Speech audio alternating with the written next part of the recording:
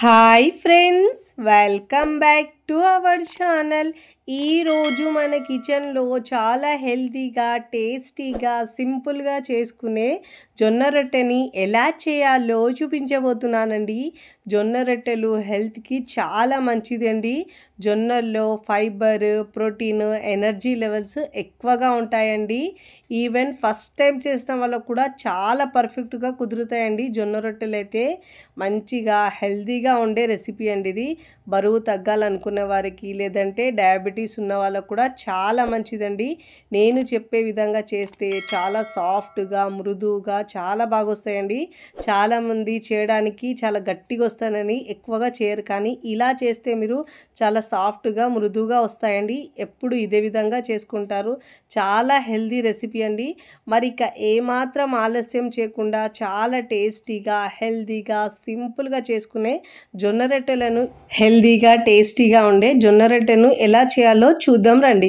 ముందుగా ఇక్కడ నేను 1 కప్పు జొన్న పిండి తీసుకున్నానండి. మీరు రెడీమేడ్గా ఉండే పిండినైనా తీసుకోవచ్చు, లేదంటే ఇంట్లో పట్టించిన పిండి అయినా తీసుకోవచ్చు. నేనైతే ఇంట్లో పట్టించిన పిండిని తీసుకున్నానండి 1 కప్పు. ఇప్పుడు స్టవ్ మీద ప్యాన్ పెట్టుకొని దాంట్లో ఏ కప్పుతో అయితే పిండి తీసుకుంటామో అదే కప్పుతో 1 కప్పు వాటర్ తీసుకోవాలండి.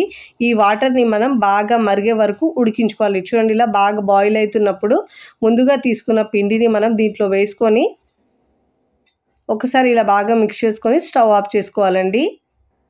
ఇప్పుడు ఇలా స్పూన్తో ఇలా బాగా మిక్స్ చేసుకోవాలి. ఆ వాటర్లో ఈ పిండిని బాగా మిక్స్ చేసుకోవాలండి.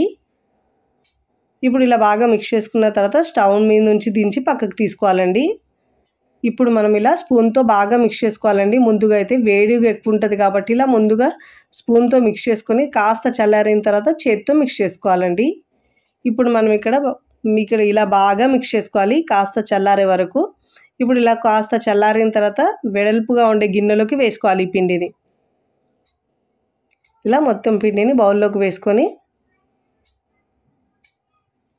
ఇప్పుడు ఇలా చేత్తో ప్రెస్ చేస్తూ బాగా పిండిని మిక్స్ చేసుకోవాలండి. ఒకవేళ మీకు వాటర్ ఏమన్నా తక్కువ అయితే, హార్డ్ అనిపిస్తే మీరు ఇలా వాటర్లో చేతిని ఇలా డిప్ చేసి పిండిని ఇలా బాగా మిక్స్ చేసుకోవాలండి. పిండిని మరీ హార్డ్గా కాకుండా, మరీ పల్చగా కాకుండా వీడియోలో చూపించిన విధంగా ఇలా బాగా మిక్స్ చేసుకోవాలి. ఎంత బాగా మిక్స్ చేసుకుంటే జొన్న రొట్టెలు అంత బాగా వస్తాయండి. ఫస్ట్ టైం నా ఛానల్ చూస్తున్న వాళ్ళు ప్లీజ్ నా ఛానల్ని సబ్స్క్రైబ్ చేసుకోండి, లైక్ చేయండి, పక్కనున్న బెల్ ఐకాన్ని ప్రెస్ చేయండి. ఇలా ప్రెస్ చేయడం వల్ల నేను పెట్టే వీడియో నోటిఫికేషన్ ముందుగా మీ హోమ్ పేజ్కి వస్తాయండి. ఇక్కడ చూడండి, నాకు కాస్త గట్టిగా అనిపించిందండి, అందుకే చేతిని ఇలా వాటర్లో డిప్ చేసుకొని ఇప్పుడు ఇలా పిండిని సాఫ్ట్గా మిక్స్ చేసుకోవాలి. చూడండి, వీడియోలో చూపించిన విధంగా పిండిని ఇలా మిక్స్ చేసుకోవాలండి. అప్పుడే మనకు జొన్న రొట్టెలు సాఫ్ట్గా చాలా బాగా వస్తాయండి. దీంట్లో నుంచి ఒక పిండి ముద్ద తీసుకొని మిగతా పిండిని మనం తడి ఆరకుండా క్లాత్ వేసి పక్కకు పెట్టుకోవాలండి. ఇలా రౌండ్ బాల్లా చేసుకొని ఇప్పుడు మనం దీన్ని చపాతీలా తాల్చుకోవాలండి. మీరు కావాలంటే దీన్ని మనం చేత్తో అయినా ఒత్తుకొని చేసుకోవచ్చండి. నేనైతే ఇక్కడ చపాతీ కర్రతో చూపిస్తున్నానండి. సింపుల్గా ఇలా చపాతీ కర్రతో మనము చపాతీలు ఏదే విధంగా చేసుకుంటామో అదే విధంగా చేసుకోవచ్చండి. ఇలా అన్ని వైపుల్లో ఈక్వల్గా తాల్చుకోవాలండి. ఒకవైపు లావుగా కాకుండా, సన్నగా కాకుండా అన్ని వైపుల్లో ఈక్వల్గా తాల్చుకోవాలి. ఇలా తాల్చుకుంటే మనకు కరెక్ట్గా పొంగుతుందండి. ఇలా ఏమన్నా అత్తుకుంటే పైన కాస్త పొడి పిండి అప్లై చేసుకొని మళ్ళీ ఇలా తాల్చుకోవాలి. ఇలా అన్ని వైపుల్లో ఒకే విధంగా ఒత్తుకోవాలండి. అప్పుడే మనకు మంచిగా పొంగుతాయి. ఇక్కడ నేను అన్నీ ఒకే షేప్లో రావాలని రౌండ్గా ఇక్కడ ఇట్లా చిన్న గిన్నె తీసుకొని ఇలా కట్ చేసుకుంటున్నానండి. ఇలా అయితే మనకు చపాతీలన్నీ రౌండ్గా వస్తాయండి. మీరు ఇష్టం లేకపోతే ఇలా కట్ చేయకుండా ఇలా అయినా వేసుకోవచ్చండి. నేనైతే వీడియోలో చూడడానికి మంచిగా అనిపిస్తుంది కాబట్టి ఇక్కడ నేను ఇలా కట్ చేసుకుంటున్నానండి. రౌండ్గా వస్తాయి. ఈ పిండిని మళ్ళీ దాంట్లో మిక్స్ చేసుకొని మళ్ళీ నెక్స్ట్ టైం చపాతీ వేసుకోవాలి దాంట్లో. చూడండి ఎంత రౌండ్గా వచ్చిందో, ఎంత బాగా వచ్చిందో చపాతీ అయితే. జొన్న రొట్టె అయితే చాలా సాఫ్ట్గా ఉంటుంది. ఈ మందం ఉండాలండి, మరీ మందంగా మరీ సన్నగా కాకుండా వీడియోలో చూపించిన విధంగా ఉండాలి. ఇప్పుడు ఈ చపాతీని పక్కకు పెట్టుకొని ఇంకా నేనే మరొకటి చూపిస్తున్నాను చూడండి. ఇదే విధంగా పొడి పిండి వేసుకొని అన్ని వైపుల్లో ఈక్వల్గా తాల్చుకోవాలండి. చూడండి, అన్ని వైపుల్లో తాల్చుకోవాలి. మరీ లావుగా కాకుండా మీడియంగా అన్ని వైపుల్లో ఈక్వల్గా తాల్చుకొని మళ్ళీ ఇదే విధంగా ప్లేట్ పెట్టుకొని కట్ చేసుకోవాలండి. ఇదే విధంగా మిగతా పిండితో 1 by 1 అన్ని జొన్న రొట్టెలు వేసుకోవాలండి. ఇలా కట్ చేసుకోవడం వల్ల మనకు అన్ని చపాతీలు ఒకే సైజులో వస్తాయండి. ఇదే విధంగా 1 బై 1 అన్ని చపాతీలను వేసుకోవాలి. అన్ని జొన్న రొట్టెలను వేసుకొని ఇక్కడ నేను 2 వేసుకున్నానండి మీకు చూపించడానికి. ఇప్పుడు స్టవ్ మీద పెనం పెట్టుకొని పెనం బాగా వేడైన తర్వాత హై ఫ్లేమ్లో మంట ఉంచి ఒకవైపు కాస్త కాలిన తర్వాత మరో వైపుకి టర్న్ చేసుకోవాలండి. 2 వైపులో మంచిగా కాల్చుకోవాలండి, పచ్చిగా లేకుండా. చూడండి ఇలా మనం ఇలా క్లాత్తో కాస్త లైట్గా ప్రెస్ చేస్తే పూరిలాగా పొంగుతాయండి జొన్న రొట్టెలు అయితే. చూడండి చూస్తేనే తెలుస్తున్నాయి మీకు ఎంత బాగా పొంగుతున్నాయో.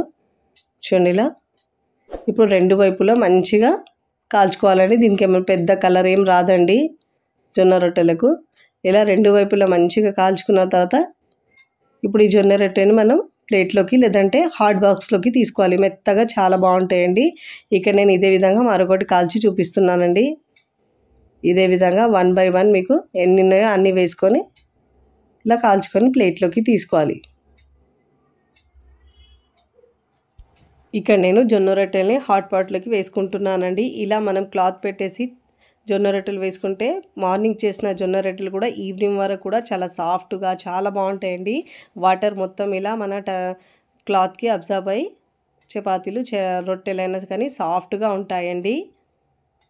చూడండి ఎంత మృదువుగా సాఫ్ట్గా ఉన్నాయి. మీరు కూడా తప్పకుండా హెల్తీగా టేస్టీగా ఇంకా బరువు తగ్గాలనుకున్న వారికి షుగర్ ఉన్న వారికి ఇలా ఈజీగా చేసి ఇవ్వచ్చండి. మీరు కూడా తప్పకుండా హెల్తీగా ఉండే ఈ జొన్న రొట్టెలను ఈజీ వేలో ఒక్కసారి ట్రై చేయండి. ట్రై చేసి ఎలా కుదిరిందో నాకు కామెంట్ ద్వారా తెలియచేయండి. మీకు నచ్చిన కర్రీతో సర్వ్ చేయండి. నేనైతే ఇక్కడ మటన్ కీమాతో సర్వ్ చేస్తున్నానండి. చాలా మృదువుగా ఉంటాయండి రొట్టెలు అయితే. వీడియో నచ్చితే లైక్ చేయండి, ఫ్రెండ్స్ ఫ్యామిలీకి షేర్ చేయండి. మరికొన్ని టేస్టీ సింపుల్ క్విక్ రెసిపీస్ కోసం టీ కిచెన్ని సబ్స్క్రైబ్ చేసుకోండి. కమెంట్ చేయడం అస్సలు మరవకండి. Thanks for watching.